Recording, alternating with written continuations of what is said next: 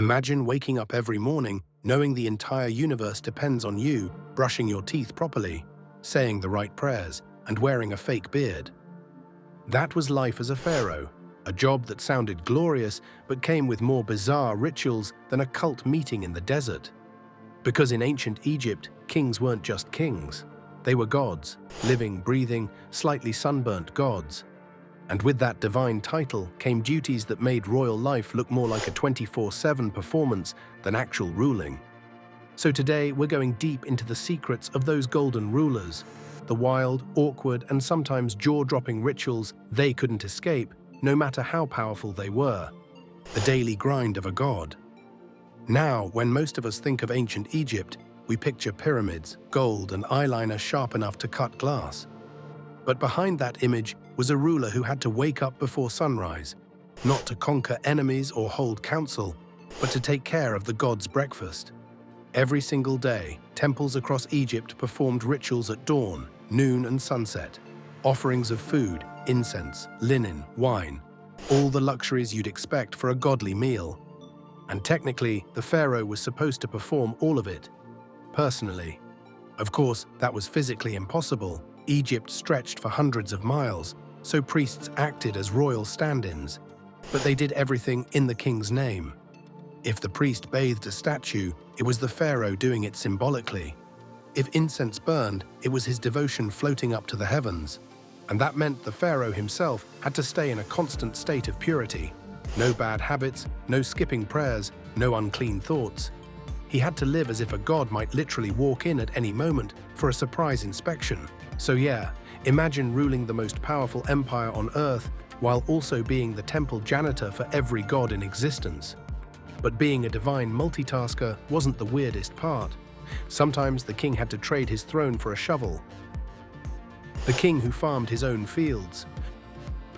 For all their gold and glory, pharaohs were expected to get their hands dirty, literally.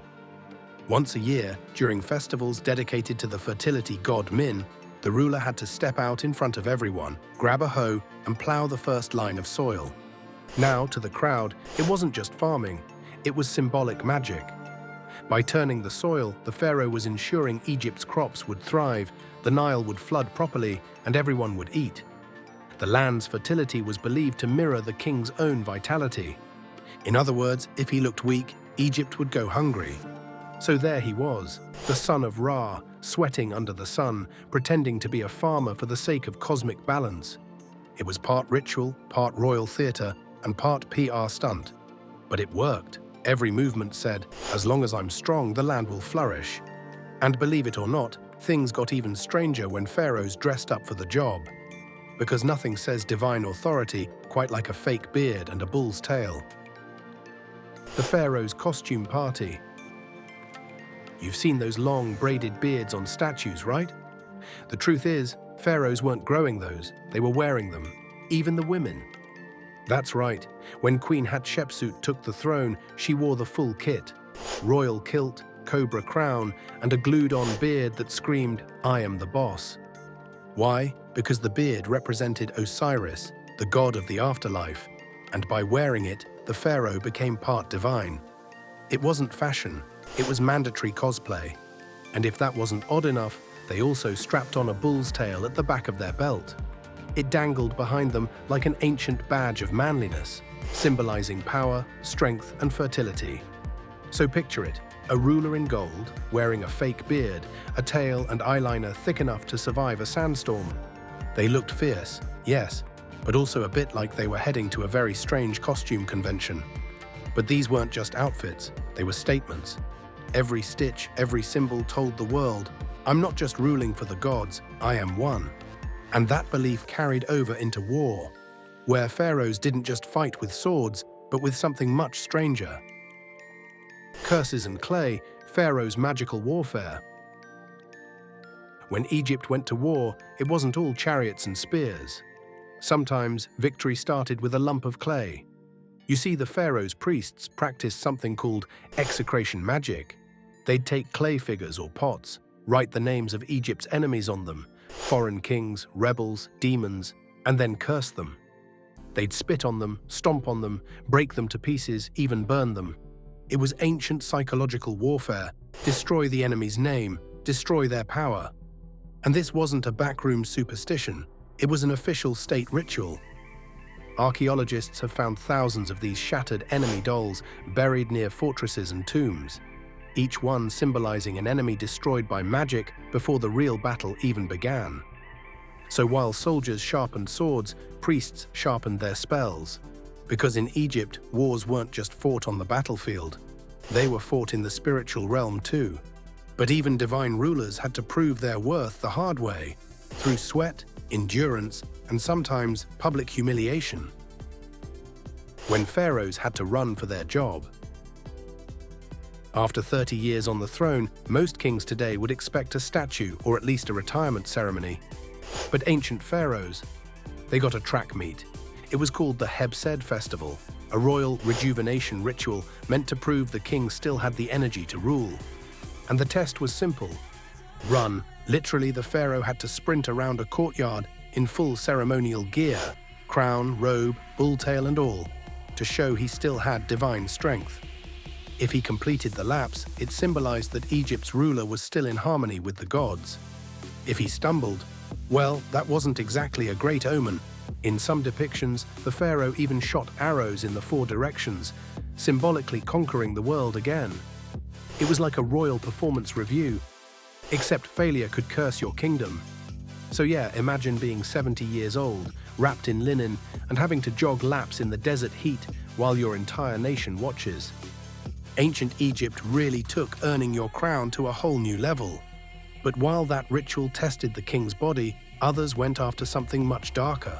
The idea that even in death, a pharaoh didn't rest alone. The king who took his servants to the afterlife.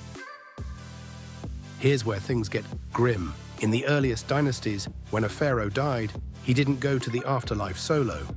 His servants went with him. By force, archaeologists discovered entire tomb complexes filled with human burials surrounding a single royal grave. Dozens, even hundreds of attendants, soldiers and handmaidens, all buried at the same time. The idea was that they'd serve the king again in the next world, just like they did in life. Some might have volunteered, others, not so much. But to the Egyptians, it wasn't seen as cruelty, it was loyalty, a sacred continuation of service. Luckily, later dynasties realized that killing your entire household every time a king died wasn't great HR policy. So they replaced people with figurines called shabtis, little statues meant to magically come alive and do all the work for the pharaoh in the afterlife. Basically, ancient Egypt invented the first auto-servant long before robots were cool. But living or dead, loyalty was non-negotiable, and that devotion extended into family matters. The Festival of Drunkenness. Once a year, Egypt turned into the world's first sanctioned rave. It honored Sekhmet, the lion goddess who once went berserk and nearly wiped out humanity until the gods tricked her with beer dyed red to look like blood. She drank herself unconscious, and mankind was saved. So to keep her calm, Egyptians recreated the scene every year. Temples filled with drums, laughter, and gallons of beer. People danced, chanted, and collapsed under the stars, drunk in devotion. And right there among them, at least ceremonially, stood the pharaoh. The divine ruler couldn't skip it. He had to endorse the chaos. After all, if the goddess woke up angry again, that was on him. Some temples even built entire porches of drunkenness for the occasion. It was less a party and more a spiritual safety measure. Get tipsy now, prevent global destruction later. When bulls became gods. Now imagine this, Egypt's most sacred being wasn't human at all. It was a bull. Priests searched the land for the perfect Apis bull, jet black, marked with a few divine white patches. Once found, it became the living embodiment of the god Ptah. The pharaoh treated this animal like an equal. The bull had its own temple, servants, and feast schedule. It even joined royal processions, walking beside the king as a literal god on hooves. But when the bull aged, things got grim. It was ritually killed, mummified, and buried in a granite coffin large enough to fit a car. Pharaohs oversaw these funerals personally, ensuring the sacred cycle continued. A new Apis bull was chosen, blessed, and the divine relationship restarted. Egypt's eternal relay between man, beast, and God. It sounds absurd now, but to them it was a cosmic order made of flesh. The Nile's most scandalous legend. And then there's the Nile ritual, the most infamous of them all. Ancient rumors claimed that during certain fertility festivals, the pharaoh performed a sacred offering to the river in a very personal way. According to the myth, the god Atum created life through self-fertilization, and the pharaoh, seen as his earthly reflection, was expected to imitate that act to ensure the river's fertility. No temple carvings confirm it, and historians debate whether it ever truly happened. But the legend survived for centuries because it captured the heart of Egyptian belief, that the king wasn't just ruling nature, he was nature. His strength, his vitality, even his most private acts were linked to the rhythm of the Nile itself.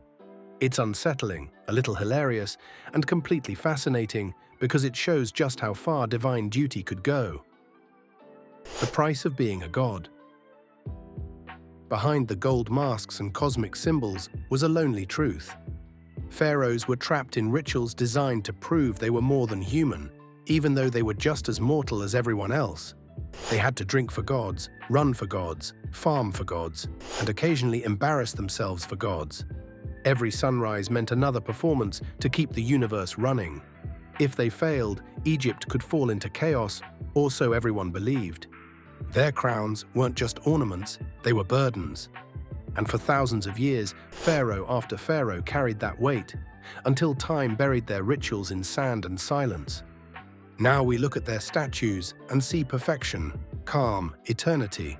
But if you could strip away the stone, you'd find exhaustion, a ruler held hostage by faith, bound to please gods who never stopped watching.